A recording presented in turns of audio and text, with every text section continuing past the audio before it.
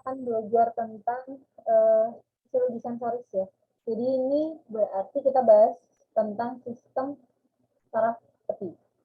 Di mana kita mulai dari neuron atau divisi aferen dulu. Divisi aferen dulu. Nah, seperti yang sudah kalian ketahui bahwa sistem saraf itu nanti dibagi menjadi dua, ada sistem saraf pusat, ada sistem saraf peti. Di sistem saraf pusat nanti bagiannya ada otak dan media spinalis, sementara di sistem saraf peti nanti ada divisi aferen dan divisi eferen. Untuk divisi aferen itu nanti akan dilaksanakan oleh neuron sensoris.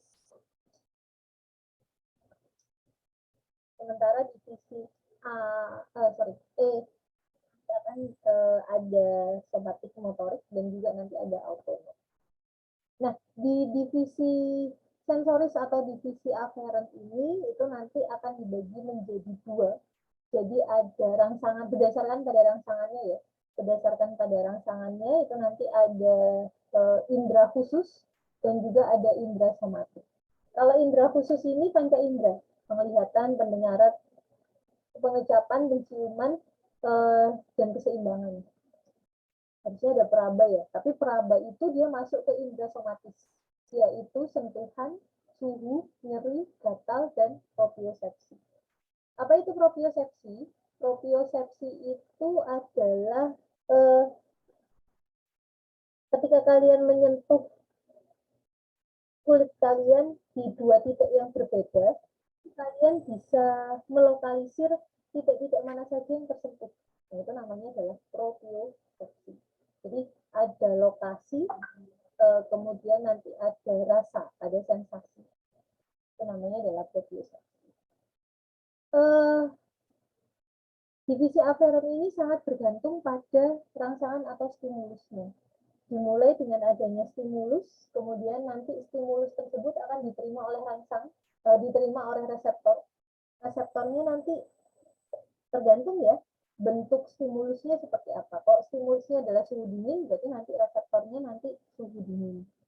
Kemudian nanti dia akan ditransduksikan atau diubah menjadi potensial listrik supaya bisa diteruskan oleh neuron sensoris.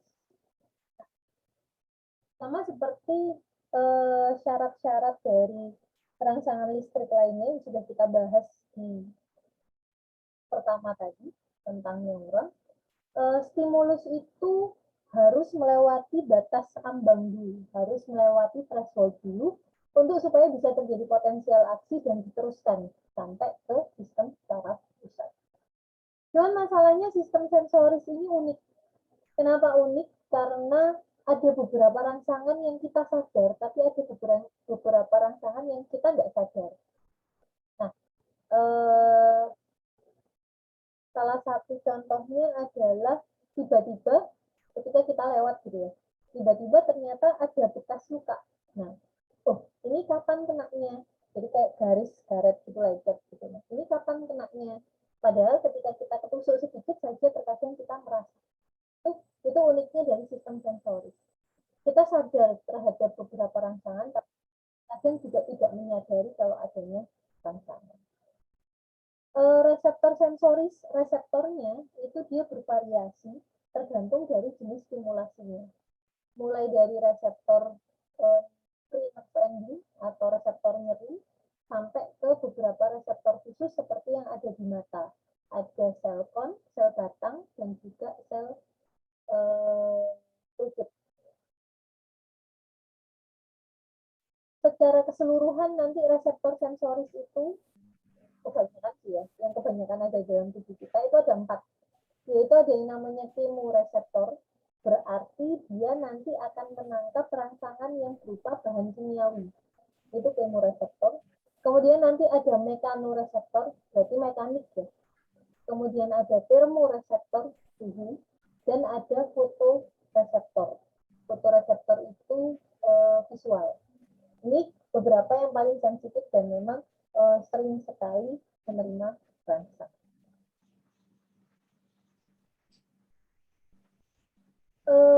Reseptor ini dia akan bukan memilih sebenarnya, tapi dia akan menerima rangsang tersebut ketika rangsang tersebut memang memiliki energi yang cukup, energi yang paling responsif. Jadi kalau cuma sekedar lewat saja ya, dia tidak akan bisa diteruskan rangsang tersebut. Itulah kenapa tadi ada rangsangan yang disadari dan ada yang tidak. Pada beberapa stimulus itu dia nanti akan menimbulkan grade potensial atau potensial berjenjang, di mana nanti potensial berjenjang tersebut akan berkumpul menjadi satu di target ya, di target PTI tadi, dan dia akan membentuk suatu bidang reseptif yang besar. Nah, jadi kayak tadi contohnya adalah ketika ada satu neuron yang menerima stimulus, kemudian nanti neuron tersebut akan meneruskan ke beberapa neuron-neuron yang lain, sehingga nanti daerah yang teraktivasi akibat adanya aktivasi neuron tersebut akan menjadi lebih besar. Semua informasi sensoris itu dari medula spinalis akan diproyeksikan ke talamus, terus ke korteks cerebral, kecuali indera penciuman. Kalau indera penciuman itu dia nggak lewat talamus. Sistem saraf pusat itu ikut serta dalam proses dari rangsangan ini tadi. Itulah kenapa ada yang sadar dan tidak sadar, karena dia bisa mengubah tingkat kesadaran kita. Jadi sebenarnya kita merasakan sebenarnya ada stimulus yang masuk ke dalam rangsangan, tapi sistem saraf pusat itu nanti akan memilah, tidak semuanya akan disadari. Itu maksudnya. Dan itu sangat bergantung pada persepsi. Persepsi ini adalah intensitas dari stimulusnya. Seberapa banyak, misal nih, ada orang yang dia ketusuk jarum aja dia bisa sampai nangis-nangis ya. Tapi ada orang yang jangankan ketusuk jarum, ke iris saja, ke iris cutter gitu dia bisa biasa aja. Tapi lihat oh darahnya keluar terus sudah ditutup gitu, dia tidak merasakan nyeri. Nah, itu juga ada. Dan itu sangat bergantung pada persepsi dari masing-masing individu.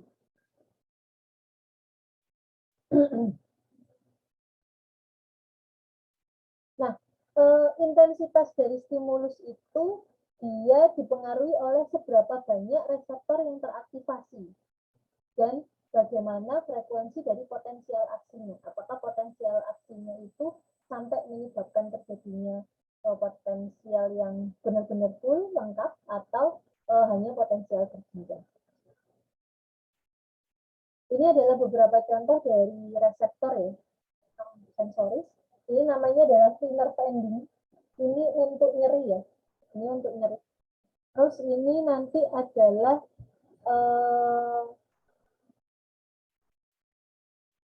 pacini. Pacini itu tekanan. Ini tekanan. Terus nanti ini reseptor khusus ya. Ini adalah, oh ini di telinga. Untuk keseimbangan, hair cell. Nah, ini reseptor yang khusus. Jadi bentuk-bentuk reseptor itu dia tergantung dari stimulusnya adalah stimulus. Ini tadi yang sempat saya bilang ada reseptif field. Jadi kalau misalkan kita memberikan satu rangsangan ya, memberikan dua rangsangan pada saat yang bersamaan ini ya. Ini dua rangsangan pada saat bersamaan, itu nanti dia akan mengaktifkan saraf yang tidak hanya di sini saja tapi di sekitar sini. Nah, otomatis ketika ini rangsangannya di sekitar sini, maka terasanya itu adalah sampai ke lingkaran besar. Karena nervusnya satu, jadi satu nih. Dia diarahkan ke satu nervus. Ini yang namanya konvergen. Kemudian kalau ini, itu diarahkan ke beberapa nervus. Jadi di sini ada, maka dia hanya terasanya hanya di titik sini saja sama di titik sini saja. Karena ternyata sarafnya berbeda. Ini sarafnya jadi satu ya, masuknya ke satu saraf. Ini namanya konvergen. Kalau ini namanya adalah small receptive field.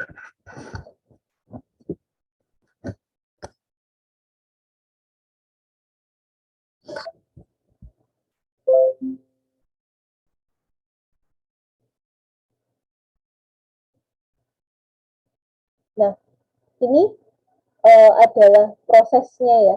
Jadi bisa lewat mata. Ini kalau lewat mata ya visual, itu nanti dia akan diteruskan langsung ke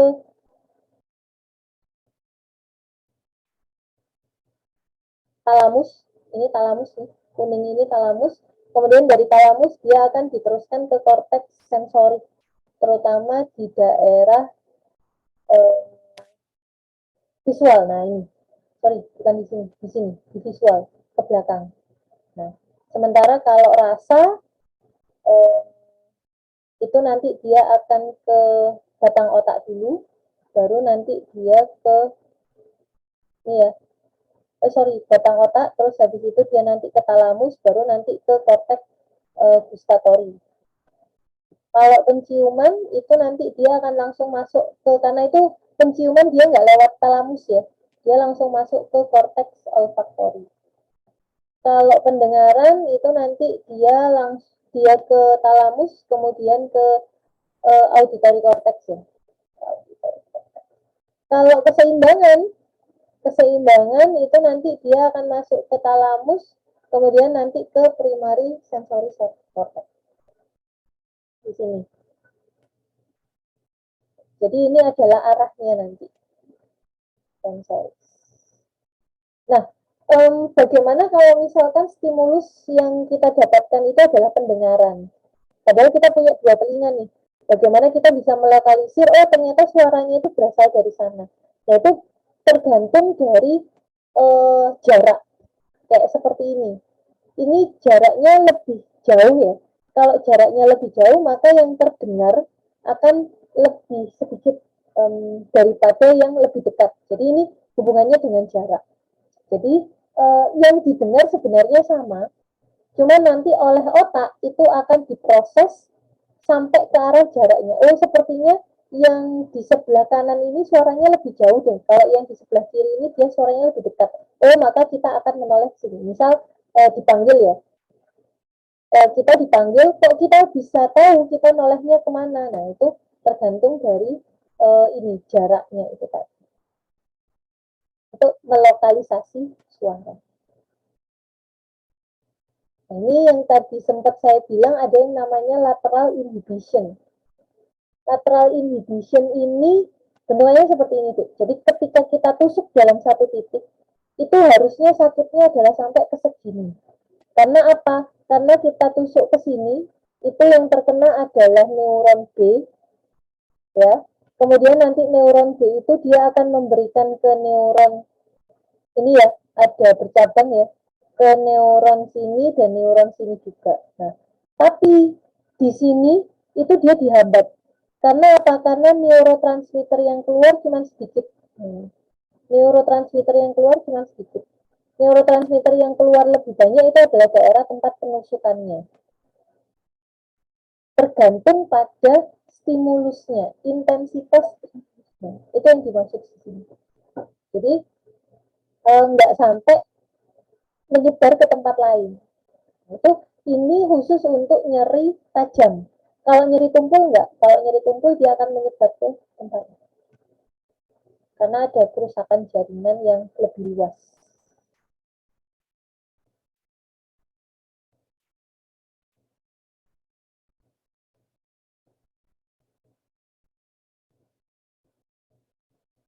Ini nanti ada yang namanya reseptor tonik dan ada yang namanya reseptor fasik.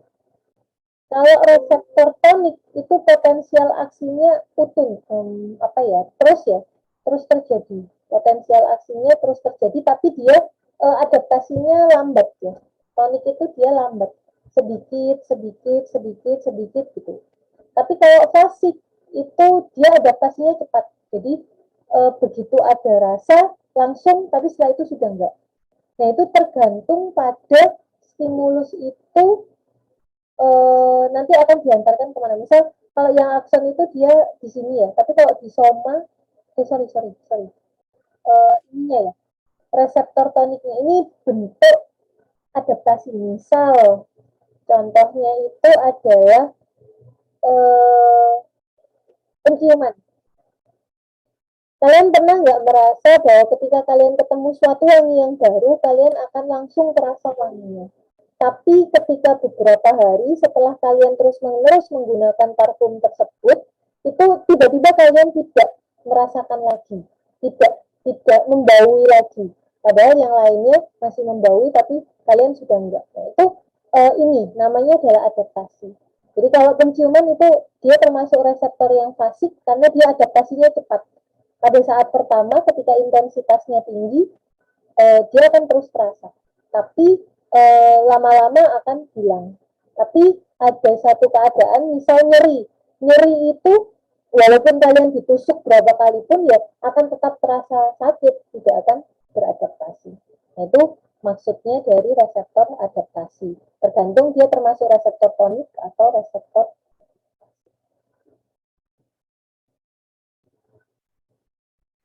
Nah, tadi indera itu ada indera khusus, ada indera somatik. Yang indera somatik ini adalah contohnya sentuhan, propriosepsi, suhu, sama nosisepsi.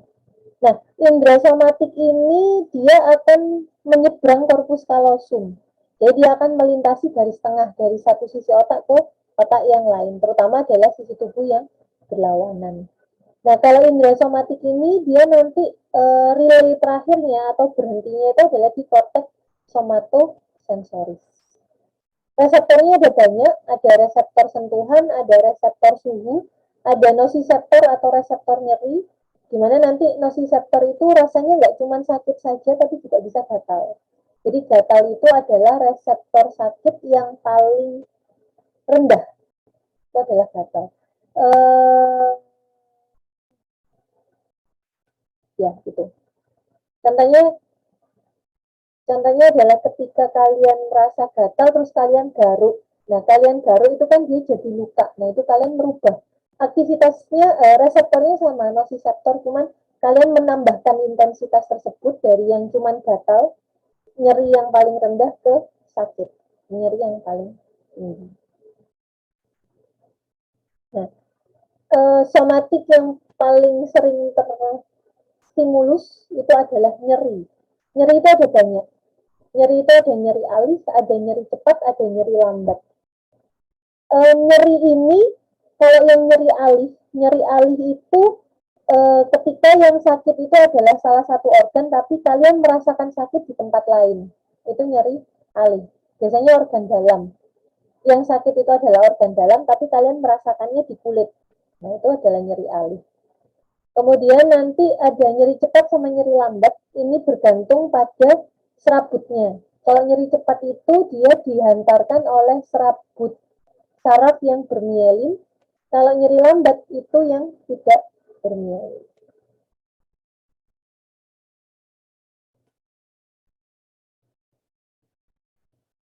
Nah, ini jadi nanti reseptor sensoris, terutama yang somatik itu, dia akan melewati jalur saraf yang berbeda.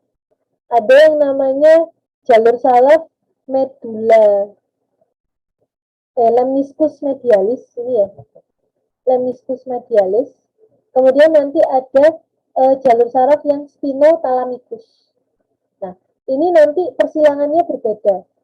Kalau yang rangsangannya itu proprioseptif, getaran, terus sentuhan halus, itu nanti dia baru akan menyilang itu di talamus. Oh iya benar, di talamus. Sementara kalau yang suhu, sentuhan kasar, nyeri, itu nanti dia menyilangnya sejak awal di medula spinalis. Ini nanti berbeda ininya ya, berbeda jalur sarafnya.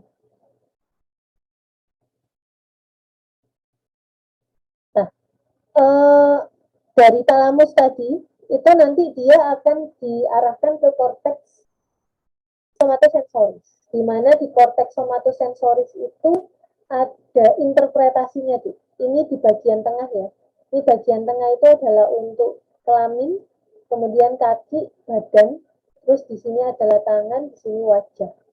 Nah, ini untuk menyalurkan tadi sensori signal, terutama yang berasal dari daerah yang berlawanan. Itu nanti di sini. Ini namanya adalah Brodmann area. Nah, ini salah satu sensori reseptor, terutama dari kulit ya, karena tubuh kita itu dilapisi oleh kulit, jadi sensori reseptor itu kebanyakan ada di kulit. Ada beberapa yang harus kalian pahami dan kalian bisa membedakan masing-masing. Itu adalah nyeri, Freener pending, nyeri ya. Terus ada Meissner, Pacini, Ruffini, dan Merkel. Kalau yang Freener pending ini tidak hanya nosius ini nyeri, tapi juga ada suhu. Terus ini pakai akson yang tidak bermielin, jadi nggak terlalu cepat ya. Terus nanti ada Meissner.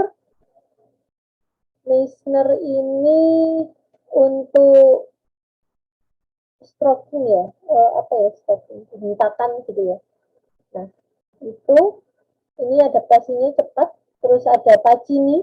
Pacini ini vibrasi atau getaran. Ruffini ini regangan. Kalau Merkel itu tekanan. Gitu ya. Ini adalah sejenis aksonnya ya. Jadi nanti ada A beta, A delta, sama tipe C. Kalau yang A beta itu dia besar bermielin. Kalau yang C itu kecil tidak bermielin. Yang A delta itu kecil bermielin. Ini untuk rangsangannya rangsangan apa saja.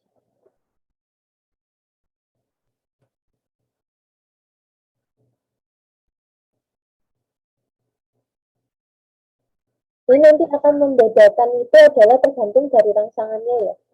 Kalau rangsangannya itu nyeri, nyeri kuat ya, itu kan dia pakai nyeri itu dia pakai C, kecil tidak bermielin. Nih,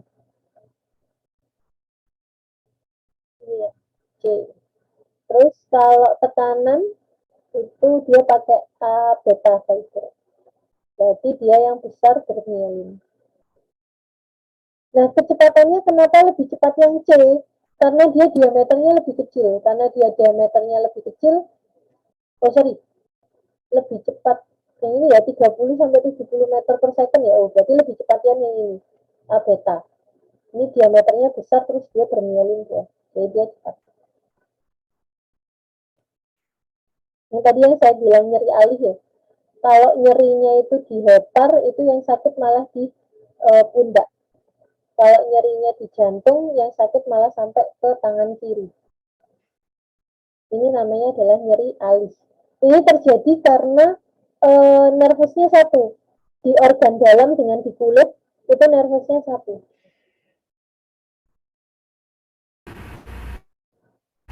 Itu untuk somatis nyeri. Ada pertanyaan?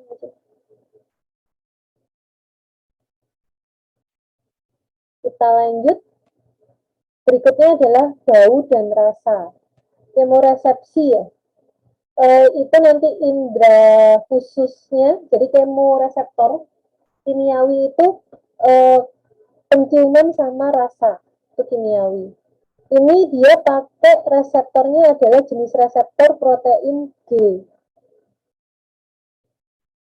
Dia nanti kalau penciuman ke cortex olfactorius, kalau rasa ke cortex gustatorius. Kalau rasa itu kombinasinya ada 5, jadi manis, asam, asin, pahit, sama umami. Reseptornya untuk rasa itu nanti ada yang namanya sel pengecap atau taste bud. Ini nanti akan menyebabkan aktivasi dari second messenger ya, terutama adalah masuknya CA intraseluler. Nah, ini prosesnya.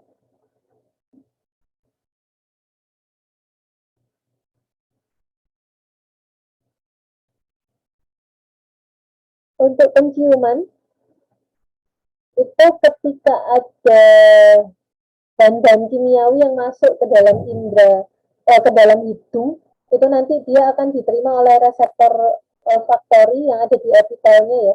Di epitel, kemudian nanti dia diteruskan ke nervus cranialis 1, kemudian masuk ke bulbus olfactorius, terus ke tractus olfactorius, langsung ke olfactory cortex. Jadi dia lebih cepat. Itu kenapa bau itu dia lebih cepat karena dia langsung nggak pakai ke thalamus dulu. Ini adalah bentukannya reseptor olfaktorius. Kalau untuk rasa itu nanti pakai taste bud. Taste bud ada di lidah. Sel pengecap atau taste bud. Itu bentuknya kan seperti ini. Dimana nanti dia ada beberapa sensasi ya, ada manis, asam, asin, umami. Terus nanti dia akan diteruskan ke neuron sensori primernya dengan cara neurotransmitternya kan kimiawi ya, dia mengakibatkan pengeluaran neurotransmitter itu adalah serotonin. Itu serotonin.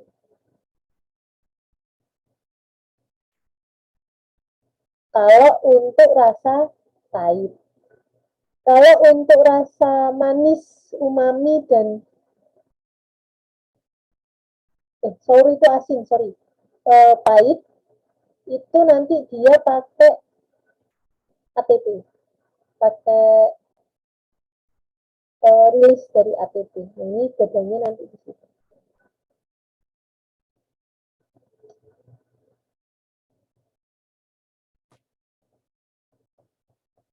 Tuh, selanjutnya adalah pendengaran. Untuk pendengaran itu yang diubah itu adalah dari gelombang udara menjadi mekanis, terus ada gelombang cair ya fluida, jadi sinyal kimiawi, baru kemudian jadi potensial aksi. Jadi agak masih lama ya untuk transduksinya. Dimana eh, proses mendengar ini dimulai dari gelombang suara yang menggetarkan membrana timpani, kemudian nanti diubah menjadi getaran mekanis oleh tulang-tulang pendengaran. Kemudian nanti di dalam tulang-tulang pendengaran itu dia akan menggetarkan cairan yang ada di koklea. Kemudian baru nanti dia akan ditangkap oleh reseptor yang ada di koklea itu, diubah menjadi potensial aksi. Ini ya, organon corti namanya. Di ductus cochlear ada organon corti yang dia mengandung sel-sel rambut.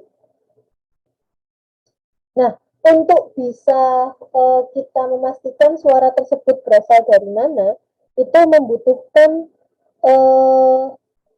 pendengaran dua-duanya. Jadi kalau cuma salah satu juga agak susah. Jadi benar-benar dua-duanya. Dan juga integrasi informasi yang canggih dari otak kita. Ini jadi prosesnya suaranya masuk, dia menggetarkan membran timpani, menjadi getaran mekanis dari tulang-tulang pendengaran. Kemudian dia juga akan menggetarkan koklea, di mana di dalam koklea ini dia ada cairannya.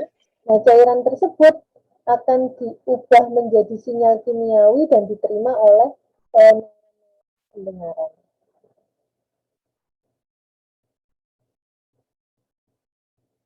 Nah, ini transmisinya seperti ini. Terus nanti dia akan diterima oleh neuron-neuron pendengaran, diteruskan ke nervus coclearis. Nah, di koklea itu tidak hanya untuk mendengar saja, tapi juga untuk keseimbangan. Cuman reseptornya beda. Kalau ini adalah reseptor pendengaran ya, cochlear nerve. Kalau ini adalah reseptor keseimbangan, dia pakai hair cell. Nah, dia pakai hair cell. Jadi kalau normal itu seperti ini, tapi ketika ada perubahan gerak, itu nanti dia akan miring. Nah, ketika dia miring, dia tahu, oh ini posisinya lagi miring. Itu yang terjadi. Itu namanya adalah hair cell. Nah, seperti ini. Jadi kalau normalnya itu seperti ini, tapi ketika terjadi eksitasi, nanti dia akan bergerak ke satu arah. Kalau terjadi inhibisi, arahnya berlawanan. Kalau digambarkan ya, dalam keadaan normal itu seperti ini, dalam keadaan istirahat, sorry, itu seperti ini. Kalau dalam keadaan eksitasi, dia lebih cepat. Kalau dalam keadaan inhibisi, ya tidak ada potensial.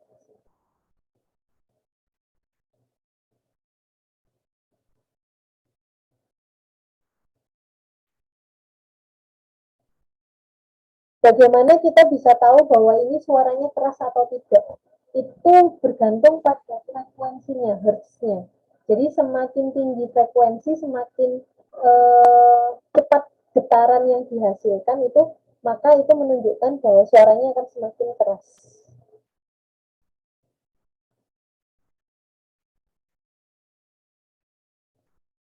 Nah, ini prosesnya ya. Jadi ketika ada suaranya itu dia lebih dekat kemana? Ke sebelah kiri atau sebelah kanan. Kemudian nanti terjadi transduksi sampai diterima oleh nervus cochlearis, diteruskan ke medulla spinalis. Sama medulla spinalis nanti dia akan disilang di batang otak, terus naik ke cerebellum, akhirnya ke talamus, baru setelah itu ke cortex auditory.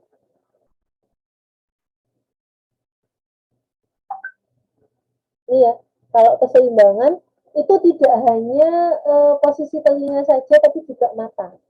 Mata itu visualnya ya, lagi dalam keadaan posisi miring atau enggak.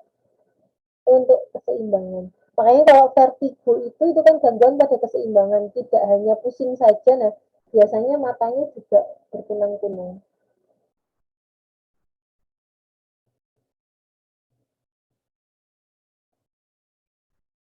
Ada pertanyaan mungkin?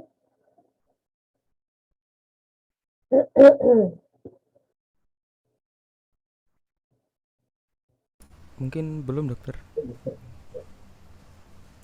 Kita lanjut untuk penglihatan. Penglihatan ini reseptornya adalah fotoreseptor, di mana fotoreseptor ini terdapat di retina yang fungsinya adalah untuk mentransduksi, mengubah energi cahaya menjadi energi listrik untuk kemudian dimasukkan ke korteks visual. Cahaya ini kita bisa mengurangi intensitasnya dengan mengubah ukuran pupil. Jadi kalau terlalu banyak cahaya yang masuk, pupilnya bisa mengecil biar nggak terlalu silau. Tapi kalau cahaya yang masuk sedikit, maka pupilnya bisa membesar dengan cara mengkontraksi dan mengendurkan otot siliaris. Dan nanti cahaya yang diubah oleh energi listrik itu dia akan masuk ke neuron sel ganglion, kemudian nanti dia masuk ke saraf optikus.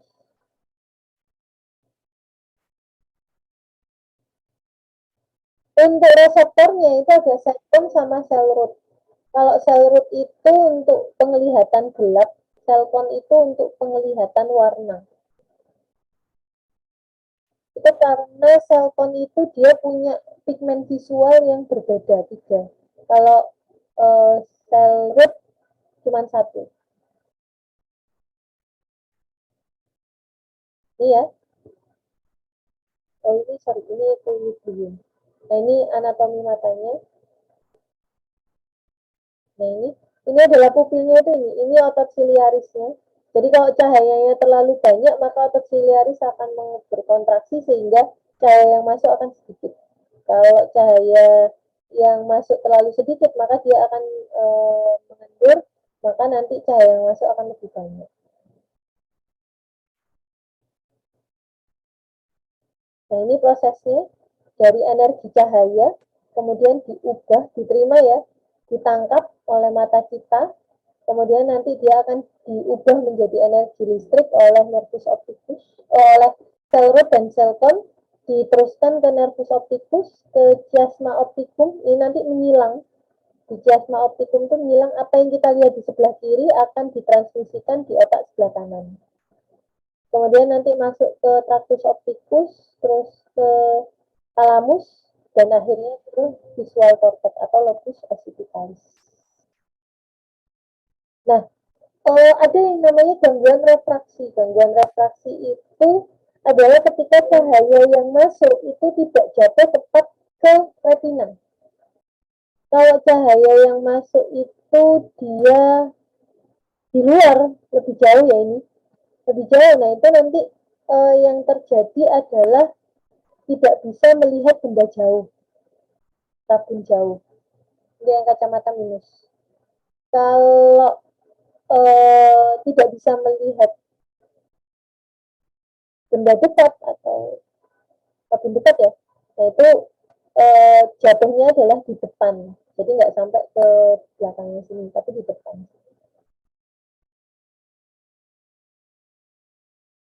Hiper sama miop.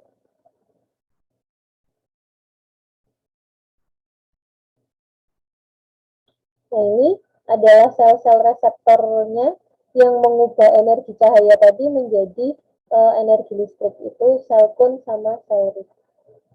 Ini ada di retinanya ya. Ini bentuknya seperti ini. Kalau diperbesar, maka nanti bentukannya akan seperti ini.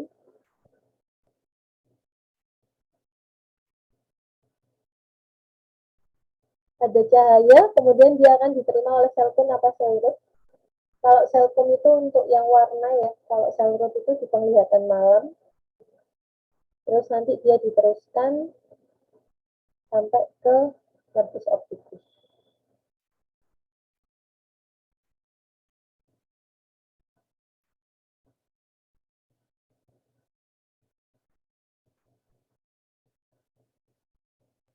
Nah, untuk lapang penglihatan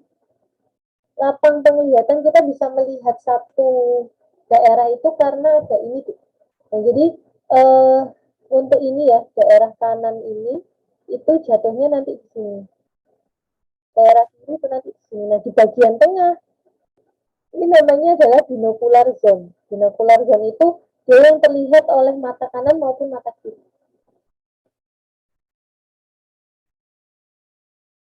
Oh, sudah.